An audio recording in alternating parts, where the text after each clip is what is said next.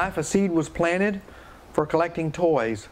Who would have thought it? Of course, I was an automotive guy, and so in about 1988 or 1989, I bought my first antique toy. I was starting to travel more at that point in my life and kind of enjoy the fruits of my labor.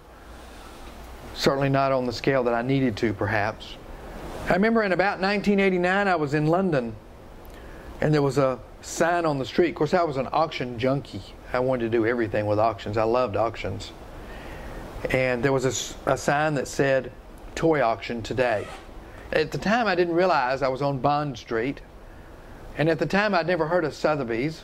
But I went to a Sotheby's toy auction, and I bought a little Mercedes toy truck about this big.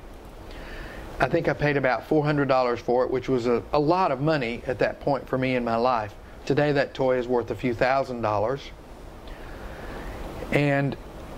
But I started collecting toys. I had a passion for toys. Predominantly Mercedes, because Mercedes was what we handled in the auto salvage yard, although we did evolve into other exotic imports as well.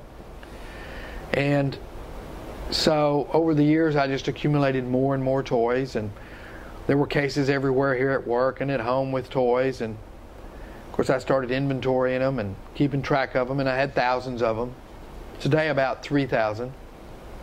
A few years ago, I decided there were so many toys, and some of the toys were quite expensive and quite rare, that I would open a little toy museum. So here at the office, we have a toy museum, DFW Elite Toy Museum. We have a website, and we host car clubs and other people, and there are some number of toys, and we try to have an exhibition about twice a year, like a real museum. Now we're in the middle of a race car exhibition with race cars. We did have an exhibition on Malcolm Forbes boats. I had bought a significant number of boats from the Malcolm Forbes collection, and we had an exhibition on those. But we also have little things like salesman samples and patent models, training models, and of course just toy cars. And every now and then something crazy that catches my eye. Have dog collectibles. The museum is dog friendly, so we love having dog people here. And the toy museums ended up being pretty fun, and I really enjoy doing that.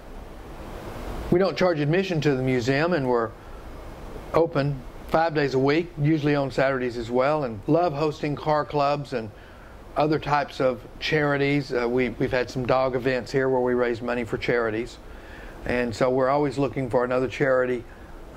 And a lot of old folks' homes come here. They bring people on the buses, and they want to come and look at all the old toys, antique toys. They're looking for things to do to keep people busy, but people really enjoy looking at old toys reminiscent of their era. So always looking for another event for the museum.